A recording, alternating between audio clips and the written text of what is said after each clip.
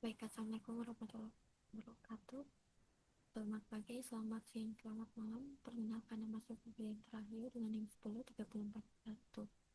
103413200064.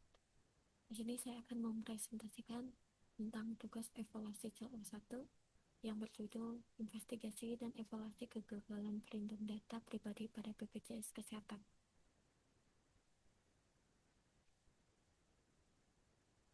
Pada akhir Mei 2021 muncul dugaan kebocoran data peserta BPJS Kesehatan yang diklaim berisi 279 juta data warga Indonesia yang bocor dan lebih dari 100 entry dipublikasikan atau terjual online.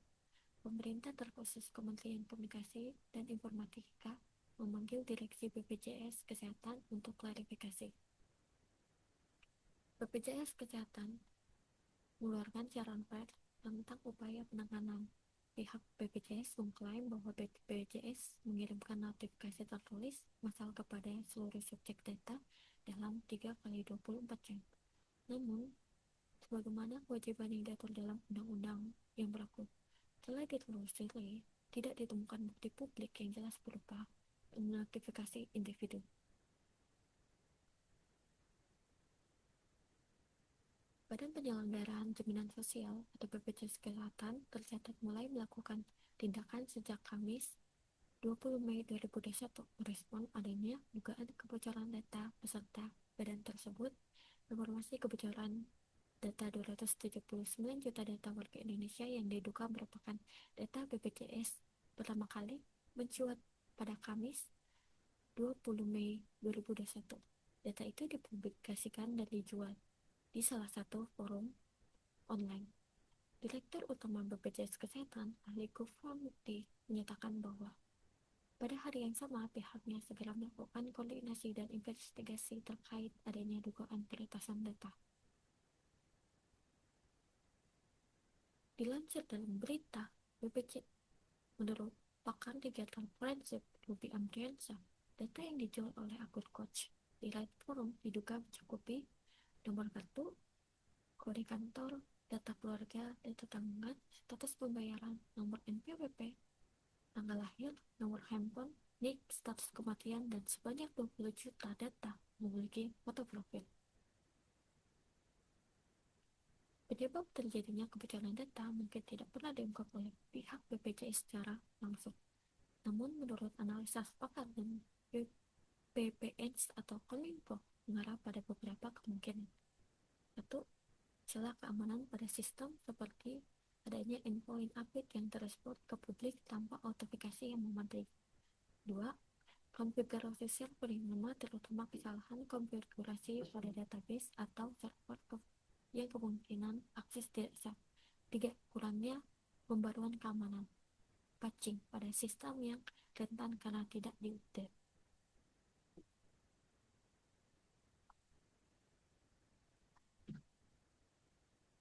Dilansir dari sumber resmi Kominfo dalam dokumen arsip yang tersedia bahwa adanya tindakan pemanggilan dan pemeriksaan kepada direksi BPJS.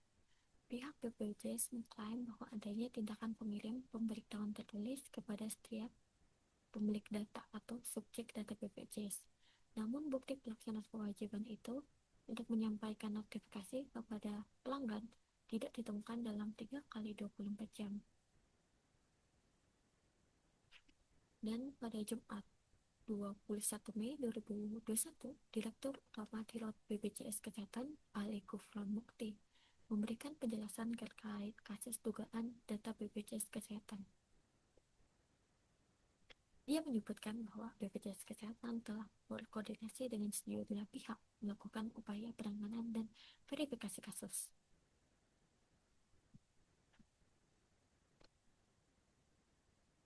Kemudian, pada Sabtu 22 Mei 2021, 2 hari setelah informasi dugaan kebocoran data mencuat, tim BPJS Kesehatan bersama BSN dan tim Security Operation System melakukan investigasi dengan melakukan penelusuran melalui forensik digital dan sampel data dari akun coach.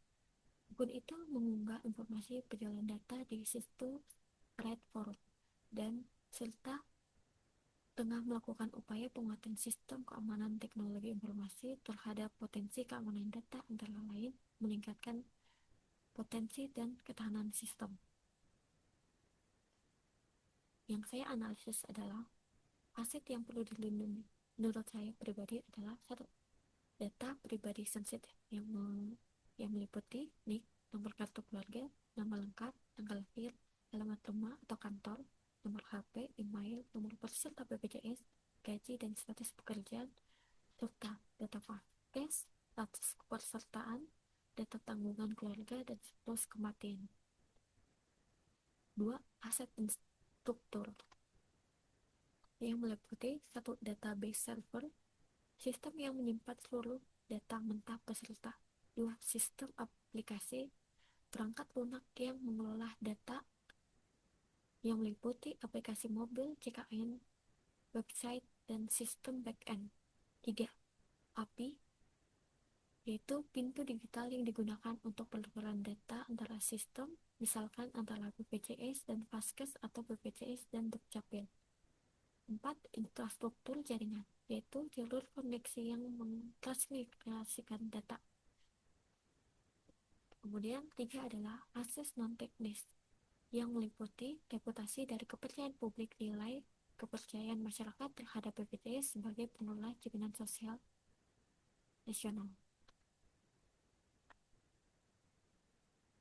Justifikasi risiko keamanan informasi terhadap aset data, ancaman siber, dan celah keamanan menurut saya meliputi satu, akses pribadi data sensitif yang ancaman utamanya mencakupi penyalahgunaan data untuk penipuan target dan data file atau data dijual. Kemudian celahnya yaitu akses DB berlebihan, query langsung tanpa proteksi enkripsi data, address tidak memadai. 2. Endpoint API terekspos ke publik tanpa autentikasi yang memadai. 3. Kurangnya klarifikasi dan segmentasi data. Data sensitif disimpan atau diakses dengan cara yang sama seperti data non-sensitif. Kemudian kemungkinan terjadi yaitu tinggi dan resikonya yaitu sangat tinggi.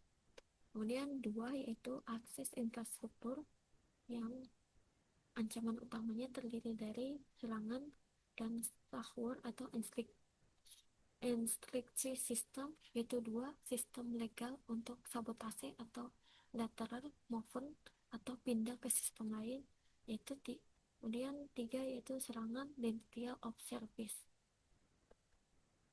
Celahnya mencakupi satu, manajemen patch yang buruk, OS atau software usang dan rentan. 3. Kesalahan konfigurasi keamanan, security misconfiguration, dan misalkan port terbuka paspor.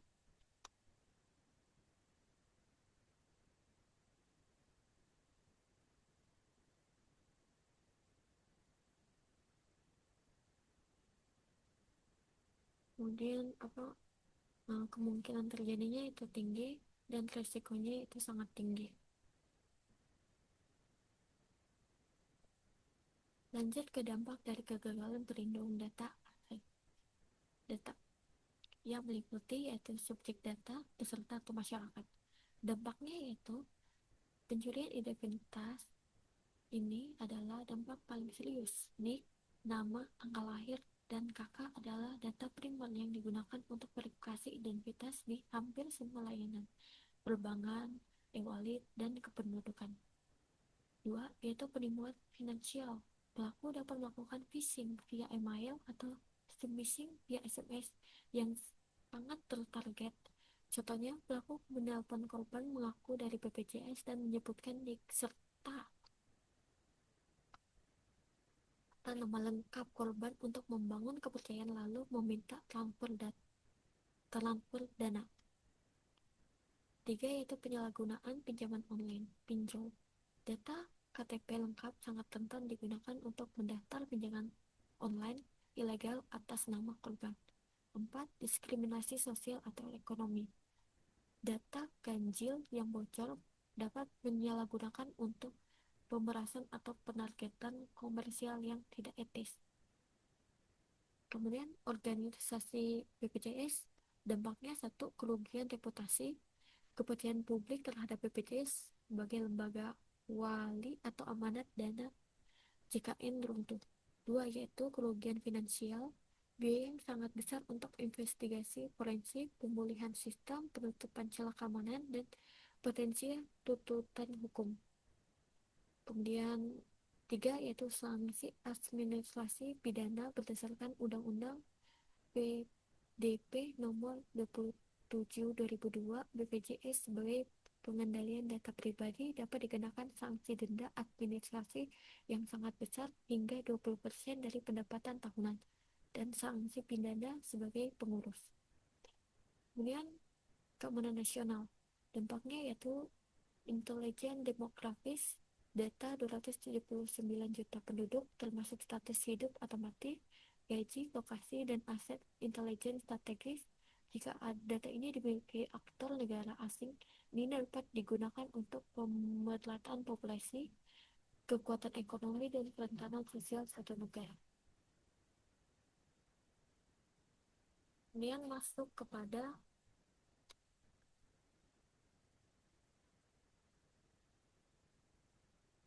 masuk kepada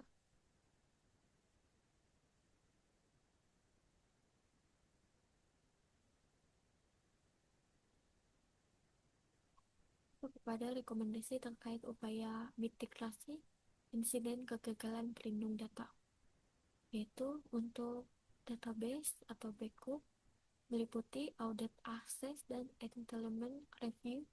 Lakukan audit siapa saja yang memiliki akses DB dan backup worker AC yang tidak perlu.